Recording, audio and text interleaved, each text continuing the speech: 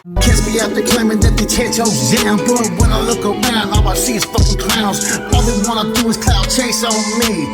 Already know, man, you something you never be. Man, I go hella hard up in the paint, ain't no fake. Take it out, man. Let's start this off by smashing, dashing, and sliding on through with that little bit of energy, because this is Big Flocka with a convict's perspective. Please hit the like, subscribe, comment, hit that bell notification for further fire content. Anyways, hope everybody's having a positive day.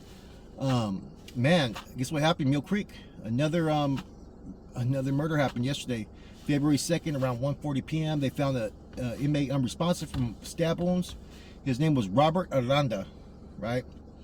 His cellie, Alexander Matuzu, I think it is, Mateuze, has been charged right now, has been brought to the oil pending further investigation. As you already know, you open a cell, it's kind of hard to sit there and justify how your cellie died from stab wounds. So both pretty much young, man, both serving some time. Robert Aranda, only 23 years old, out of LA County, both of them from LA County. He was serving a 13-year sentence. And that's what makes this unfortunate, man. 23 years old. He probably would have been out maybe by the time he was 30. Had a whole life ahead of him, man. But things happen in prison, man. You know, what more do we need to show people to show them what happens in prison? That you can go in there on a 5-year sentence, 10-year sentence, and lose your life. You can go in there on a 5-year sentence and catch a life sentence. There's no guarantees in prison, man. You know, this is the third killing in California, right, this year. At this pace, they're on pace to break maybe about 36 murders this year, man. They've had already 2 other ones besides this. And Selmer, you know, like I've discussed these before, these are the ones that you can never predict. And sometimes the administration have to take heed that if they see 2 inmates, if one of them complains, you got to get them out there, out of the cell, man, off top, man. You can't continue down that same path and allow things like this to happen, man. And a lot of times, though, it's the pride where people don't want to be the ones that move out of a cell. Sometimes it's best that you move out if you're not getting along. And sometimes you can be getting along with your cellie, and the next thing that happens is that you either drink some Pruno, you get high on drugs, whatever it may be, or someone just says the wrong thing that triggers some type of emotion. You know, I've always said having a cellie is a very intimate environment, and because you're in close proximity, you have to learn how to coexist. You have to learn, you know, what people will tolerate, what people will do. You have to be very respectful, but you can't also let anybody bully you either, because there's those that will try to bully a person. You know what I'm saying? So you have to set some type of ground rules, and that's the unfortunate thing, is that, you know, too much time in a cell sometimes is going to bring these type of situations. You need your alone time. You know what I'm saying? You don't need to be constantly in a cell with someone 24/7. You know, it's just always going to bound to happen, man. But what shocked me is this is Mule Creek. Mule Creek is probably, from my understanding, a soft SNY yard. You basically have to go there. There has to be some type of extreme circumstances of why you're there. You hardly ever hear about people getting stabbed over there, but I think in the last year you've had 2 people.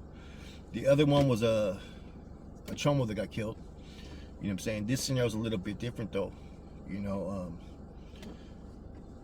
I don't know what to say anymore. This is like every other couple weeks we're giving an update about a prison murder, and it's not no one group is doing it. You got the Norteños, Sureños, the Woods, the actives, the inactives, whatever it may be. You know what I'm saying? It's just occurring, you know, and I don't know if the environments are just becoming overpopulated. If they're starting to have people more on lockdown because of the COVID. See, people didn't play into factor how much shit that caused, you know, mentally and so forth, man. You know, when people start to become spoiled, they start to have different types of agendas and whatnot towards each other, man. They can tolerate certain things and allow other things to try to, you know what I'm saying, not be as receptive towards, you know. It's, you know, I've been in cells before. I'm just going to use from personal experience, and I've almost had some heated exchanges a couple times, man. You know what I'm saying? And like I said before, as soon as we start throwing fists, I can't be in the cell with anybody. I'd have to move out. Now, dorm living, it was a little bit different. You know what I'm saying? You chunk them, you got your homeboys, got your back. You just watch when you're sleeping, you know what I mean? Maybe have someone on sentry duty, which means they stay up all night observing everybody's movements. But in the cell, no, I couldn't do it. Especially if I was on an SNY, which I've never been on an SNY yard. But from my understanding, SNY yards, there's no rules. If you don't like someone, you go handle your business. You know what I'm saying? Whereas at level 4, you have a little bit more politics.